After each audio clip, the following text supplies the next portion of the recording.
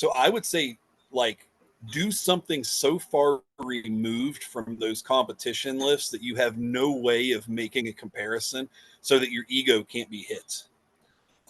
So like, grab something maybe of a similar size of what you're going to be lifting in the competition and do rows with it.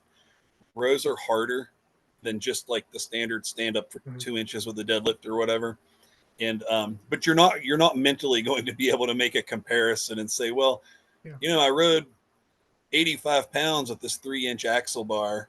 How does that compare to my 1 rep max on an Apollon's axle? There's just no way to make that comparison, right?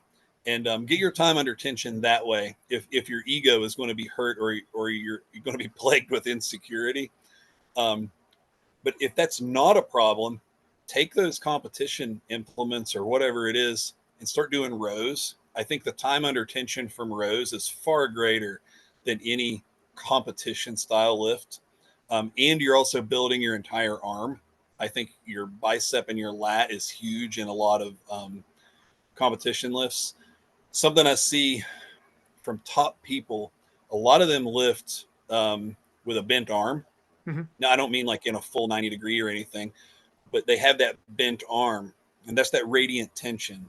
Jed Johnson wrote a whole article about radiant tension way back in the day, and they're utilizing that. A lot of new people don't do that; they lift with a straight arm. But if you get used to rowing these implements, you get used to lifting with that bent arm, and that's paramount. Um, with that bent arm, you can lift a significant percentage higher, in my opinion, on most lifts, unless it's something crazy like the Apollon's axle. It is hard to lift that much weight with bent arms, Hmm. but Rolling Thunder, Raptor, Hub, uh, Little Bighorn, any of that stuff, I have no problem lifting it with a bent arm.